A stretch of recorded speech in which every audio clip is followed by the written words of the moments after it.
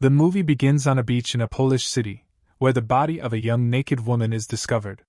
Her lips have been surgically removed, and it is clear that she suffered horrific torture before her death. The forensic examination reveals that her lips were cut off after she died and that a stick had been inserted into her body, perforating her intestines. Combined with a severe head injury, these wounds ultimately caused her death. The victim's mother, a civil court judge, is contacted after work to identify the body. When she arrives at the morgue and the sheet is pulled back, she immediately recognizes her beloved daughter, Monica. The young prosecutor handling the case, Leopold, hands her the necessary paperwork to sign. As she leaves the morgue, her face remains completely expressionless, as if the shock is too overwhelming to process. Even after getting back into her car, she sits there numb and detached. Leopold notices her condition and follows her outside, but the moment he reaches her, she suddenly slams on the gas and nearly causes an accident. Eventually, she pulls over and breaks down in a hysterical fit of crying, no longer able to hold her emotions in. A short while later, the chief prosecutor reveals an important detail. 15 years earlier, a very similar case had occurred in the same area. The victim was a young woman named Zanita, who went to a nightclub with her friends and never returned home. The suspected killer, her fiancé Jacob, was arrested quickly. Investigators later found Zanita's DNA inside Jacob's house. Jacob had recently been released from prison, so Leopold and his team visit his home. Jacob continues to insist on his innocence, claiming he doesn't even know Monica, the victim in the new case. He shows them a ring he had purchased to propose to Zanita just a week before her death. He explains that he loved her deeply and had even reserved a table at her favorite restaurant, asking how anyone could believe he would murder her. Jacob also explains that his mother had provided him with an alibi at the time, but the police refused to believe it, leading to what he considers 15 years of wrongful imprisonment. He appears sincere, but at that very moment, investigators discover a white t-shirt stained with blood in his storage room. Shocked, Jacob says they're playing the same game all over again. Moments later, he attacks one of the officers and attempts to flee, making Leopold even more suspicious. However, Jacob insists that the nightclub where his fiancée died is the key to everything. Once he learns that he is about to be formally charged, he decides to end his life by jumping from a high place while Leopold is briefly away getting some water. The chief prosecutor considers the case closed, arguing that Jacob took his own life because of guilt. But Leopold feels that something doesn't add up. If Jacob were truly the killer, why would he be careless enough to keep a blood-stained piece of evidence in his own home? Annoyed by Leopold's doubts, the chief prosecutor tells him that people value competence, not ambition, and advises him not to create problems. Despite orders to close the case, the determined young prosecutor decides to continue investigating. At Monica's funeral, Leopold carefully observes the mourners. Aside from the medical examiner and his handsome son Mario, most of the attendees are complete strangers to him. After the funeral, Leopold visits a university professor who specializes in psychology. The professor suggests that the killer may have kept the victim's lips as trophies and could have a disturbing obsession with collecting them. This leads Leopold to wonder, if Jacob is not the murderer, then who could be capable of such a horrifying act?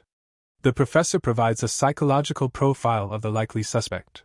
He believes the killer is probably a white male between the ages of 30 and 60, possibly with a limited education and conflicted feelings toward women. He may either hate women or suffer from sexual dysfunction. Of course, the description is broad enough to fit many people. Leopold then visits Zanita's father. The grieving man describes his daughter as an outstanding student who always earned top grades, but whose life ended tragically. While looking through a collection of photographs, Leopold notices a picture of Zanita with an unidentified man. However, her father has no idea who the man is. Meanwhile, Monica's parents are devastated by her death. At one point, her mother becomes so overwhelmed by despair that she considers throwing herself into the sea, but her husband stops her just in time. When they return home, Leopold arrives and asks about Monica's connection to the nightclub. Her father knows nothing about it, but her mother suddenly remembers something important. Monica used to work there as a bartender before she died. Then another detail comes back to her. Monica always wore the family's ruby ring and never took it off. But when they went to identify the body, the ring was nowhere to be found. Monica's mother wondered whether the forensic team had taken it as evidence, so she asked Leopold for help looking into the matter. With this new lead, Leopold immediately headed to the nightclub that same evening, hoping to speak with the owner.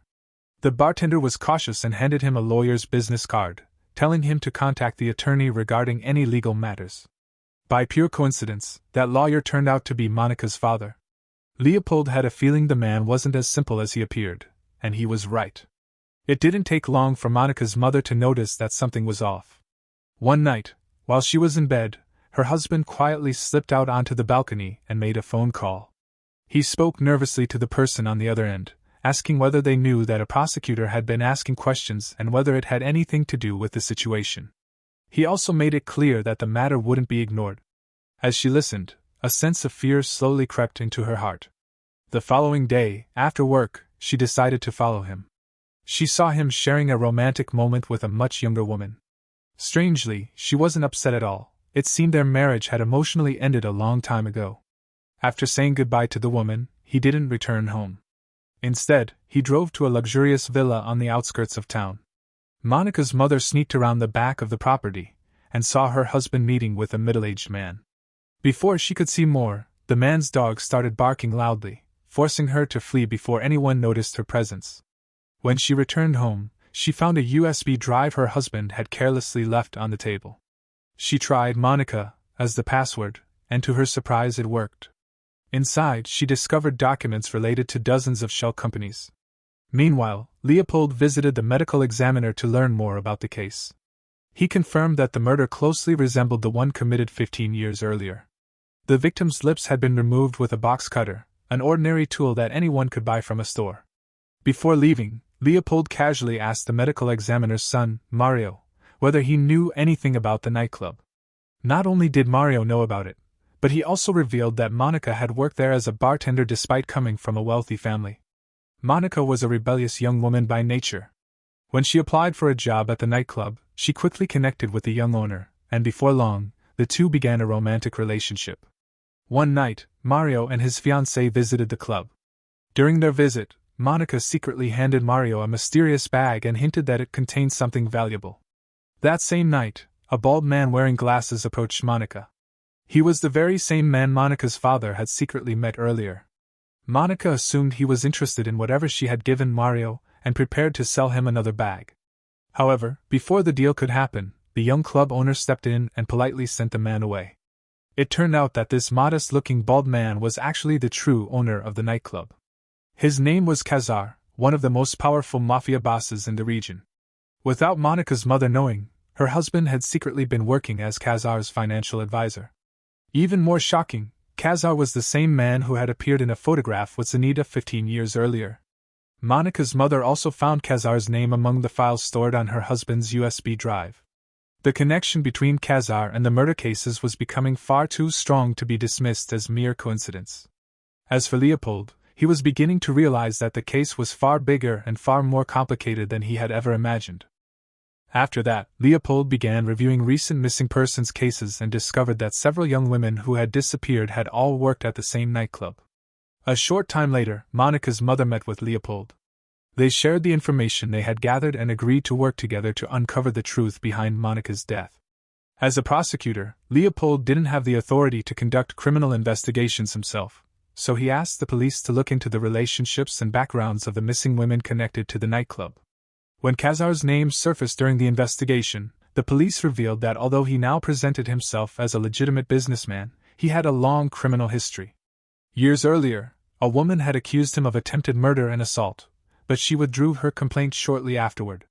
Not long after that, she vanished without a trace, and many believed she had been killed. Kazar was clearly a dangerous man, and it was possible that Monica had become involved in something deadly. But one question still remained unanswered. What exactly had happened between Kazar and Monica? The truth went back to a day when the young nightclub owner took Monica to a major gang meeting organized by Kazar. Kazar approached her, complimented her beauty, and openly stated that he wanted her to have his children. The young club owner was obviously uncomfortable with the comment, but he was too afraid of Kazar's power to object. Nearby, an overweight man laughed loudly and jokingly told Kazar to take Monica downstairs with him. Unfortunately, his careless remark got him into serious trouble. Kazar's tone suddenly changed. He demanded to know who had been secretly selling merchandise inside the organization. Judging by the guilty looks on several faces, Especially Monica's and the young club owners, the answer seemed painfully obvious. The overweight man became the scapegoat, and was chosen as an example for everyone else. After being brutally beaten, Khazar gave him 3 options: lose an eye, lose a kidney, or lose a lip. Tears streaming down his face, the man chose to lose a lip. But Khazar showed no mercy and ordered both of his lips to be cut off. On the way home, Monica was horrified by what she had witnessed. The young club owner tried to calm her down, assuring her that everything would be taken care of. At that moment, his words sounded comforting. The next morning, however, he handed her an extremely short dress and informed her that an important guest would be arriving soon. Monica immediately guessed that the guest was Khazar and refused to wear it. In response, the young club owner slapped her twice and forced her to put the dress on. When Khazar arrived, the club owner politely excused himself and left them alone. Despite his age, Khazar had disturbing and sadistic tastes. He tied Monica's hands and placed a plastic bag over her head, taking pleasure in watching her struggle to breathe. Afterward, Monica reported Khazar to the police and claimed that not only had he abused her, but she had also witnessed him murdering the overweight man. As she gave her statement, the officers repeatedly warned her that Khazar was extremely dangerous, and that accusing him could lead to severe retaliation. Nevertheless, Monica refused to back down. Then one of the officers made a phone call. Monica assumed he was reporting the incident to his superiors, until she heard the voice on the other end. It was Khazar himself. At that moment, she realized the horrifying truth: the police and Khazar were working together. Khazar's men quickly captured Monica and took her back to his mansion. Although he didn't kill her at that time, he treated her like a toy, torturing her until late into the night. When she finally returned home, she was in so much pain that she could barely stand. Not wanting to worry her mother, she forced herself to endure it in silence. She didn't allow herself to cry until she was alone in the bathroom, where the sound of running water concealed her sobs. Blood mixed with the water as it disappeared down the drain. Khazar truly was a monster. Back in the present, neither Leopold nor his partner yet knew that the police force was corrupt. Earlier, Leopold had found a bag of pills in Monica's room and asked one of the corrupt officers to check it for fingerprints. Although the officer tried to avoid doing it, Leopold insisted. At the same time, Monica's mother decided to investigate the nightclub on her own. The moment the bartender saw her, he immediately signaled the bodyguards to deal with her. However, a female bartender who had previously worked with Monica secretly warned her not to drink anything because it could be poisoned, and not to wander around the club because they would never let her leave. She also told her that the only escape route was through the bathroom window, and that she needed to get out as quickly as possible. Unfortunately, Monica's mother had already taken a few sips of a drink and was beginning to feel dizzy. After that, he started digging into recent missing persons cases and discovered that several young women had disappeared after working at the same nightclub. Shortly afterward, Monica's mother met with Leopold, and they exchanged all the information they had gathered. They agreed to work together to uncover the truth behind Monica's death. As a prosecutor, Leopold had no authority to carry out full criminal investigations on his own, so he requested that the police look into the connections between the missing women and the nightclub. When Khazar's name surfaced, the police revealed that although he now appeared to be a legitimate businessman, he had a long criminal record. Years earlier, a woman had accused him of attempted murder and assault, but she withdrew the charges shortly afterward. Then that woman disappeared without a trace, and many believed she had been killed. Khazar was clearly a dangerous man, and Monica may have become involved in something deadly. The unanswered question was, what exactly happened between Khazar and Monica? In the end, the young club owner took Monica to a major gang meeting organized by Khazar. Khazar approached her, praised her beauty, and openly said he wanted her to bear his children. The club owner was deeply uncomfortable, but he didn't dare speak up against Khazar's power. Nearby, a heavy-set man laughed and told Khazar to take Monica downstairs. That careless joke put him in serious trouble. Khazar's tone suddenly changed. He demanded to know who had been secretly selling goods within the organization. The guilty expressions on everyone's faces made the answer painfully obvious. The heavy-set man was chosen as the scapegoat. After being brutally beaten, Khazar gave him 3 choices: lose an eye, lose a kidney, or lose a lip. Crying, the man chose to lose his lip. But Khazar showed no mercy and cut off both of his lips. On the way home, Monica was shaken by what she had witnessed. The young club owner tried to calm her down and promised everything would be handled.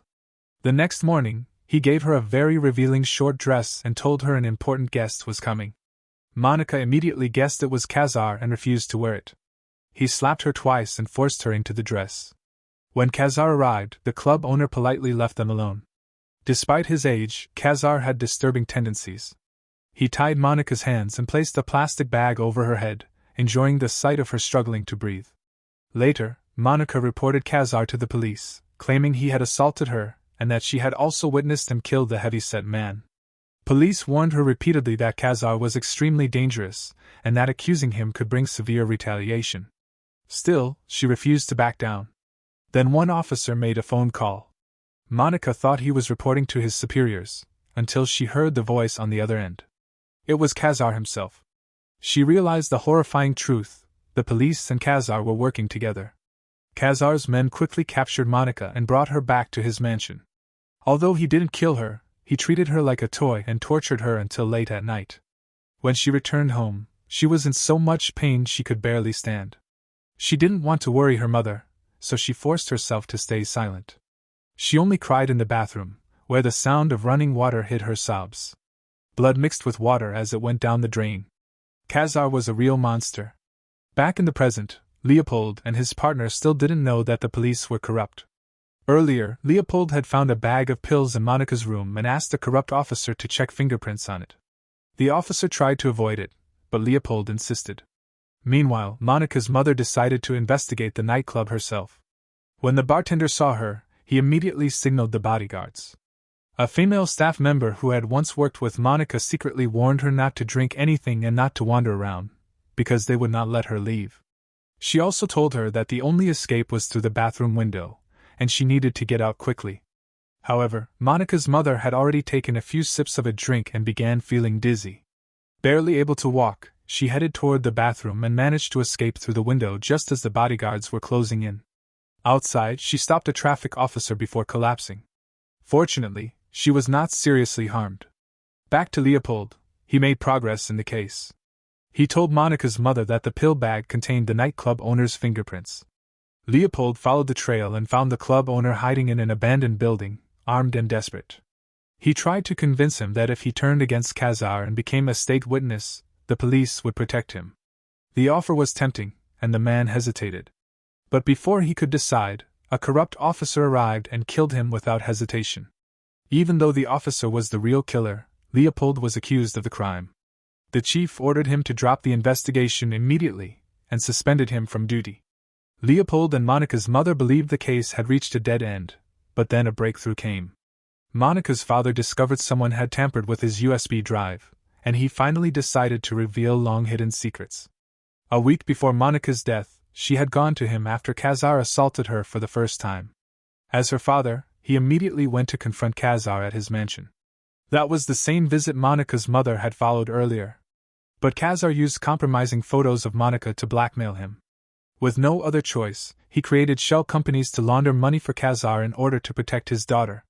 He later gave Monica money and told her to escape and hide. Not long after, she was killed. Khazar was the main suspect, but he denied everything. After revealing the truth, Monica's father told his wife to hand the USB drive to Leopold, which contained enough evidence to convict Khazar for years. Leopold took the evidence and confidently went to the chief prosecutor. The operation to arrest Khazar began. The mission went surprisingly smoothly. All of Khazar's men were eliminated, leaving only Khazar in the basement of his mansion. Leopold discovered a room designed for Khazar's twisted desires. At the same time, a corrupt officer tried to move Khazar to safety. Leopold insisted the transfer be handled by the officer's partner instead. The corrupt officer resisted but eventually gave in. The forensic team reported that the mansion contained no usable evidence. Everything had been cleaned carefully. Leopold realized the nightclub was also owned by Khazar and had it searched, but again, nothing was found. If Khazar was the killer, where were the victims' lips he supposedly collected? A colleague's comment sparked an idea. Searching Khazar's personal belongings, Leopold discovered a necklace made of human skin, specifically, the lips of victims. DNA confirmed one belonged to Zanita, a victim from 15 years earlier. With this evidence, Khazar's confidence collapsed. The corrupt officer was exposed, and justice was finally served. After the case closed, Leopold informed Monica's mother that Kazar would spend the rest of his life in prison. However, Monica's lips were not among the recovered remains. Even though Kazar confessed to everything else, he still denied killing Monica. Leopold later returned home to spend time with his 5-year-old daughter. Monica's mother moved into the forensic doctor's villa and began a new relationship with him. Her husband went his own way. The forensic doctor and she had already been planning a romantic trip when his son Mario suddenly appeared. The doctor was irritated and asked why he was there. Monica's mother said she would treat Mario like a son in the future. Mario smiled strangely and looked at his father, asking why he hadn't told her the truth. The doctor quickly dismissed it and gave Mario money to leave. Before leaving, Mario told his father he owed her the truth. At a gas station, Leopold noticed a worker hiding something suspiciously, and it reminded him of Mario's behavior. He realized something important: Monica's missing ruby ring might be with Mario. Meanwhile, Monica's mother was getting ready for bed when she noticed extra toothbrushes in the bathroom, 3 more than expected. She then saw Mario's room door slightly open and found the ruby ring on the table. Shock hit her immediately. Was Mario the one who killed Monica? As she tried to leave, the forensic doctor returned and calmly asked what was going on. Nervous, she lied. He hugged her and injected her with a sedative. She woke up hours later tied in the basement. Fortunately, the knot was not tight, so she managed to free herself. Carefully, she went upstairs and saw the forensic doctor sitting on a couch in the living room, holding a gun in his hand. He calmly began telling her the truth. It turned out that when Monica's father told her to run away and hide, she had nowhere to go, so she asked for help from the person she trusted most, Mario. With Mario's help, Monica hid in the forensic doctor's private villa. But Monica did not expect that Mario would fall in love with her. After he confessed his feelings, he wanted the relationship to go further, but Monica, still traumatized by Kazar's assault, strongly refused. Her reaction deeply unsettled Mario. In a moment of rage, he lost control, grabbed her head, and slammed it against the ground repeatedly until she stopped moving. When he realized what he had done, it was already too late. Monica was dead, and her skull had been fatally crushed. To protect his son, the forensic doctor devised a horrific plan inspired by the old lip mutilation murder cases from 15 years ago. He cut off Monica's lips, pierced her body with a wooden stick, and dumped her body on the beach so it would resemble the previous cases. Mario, overwhelmed with guilt, was subtly hinting to his father that he needed to confess. He even deliberately left the ruby ring behind so Monica's mother would discover the truth. In the end, the forensic doctor, unable to bear the guilt, turned the gun on himself. When Leopold arrived at the scene, the doctor was already dead. At dawn, Mario surrendered himself to the police.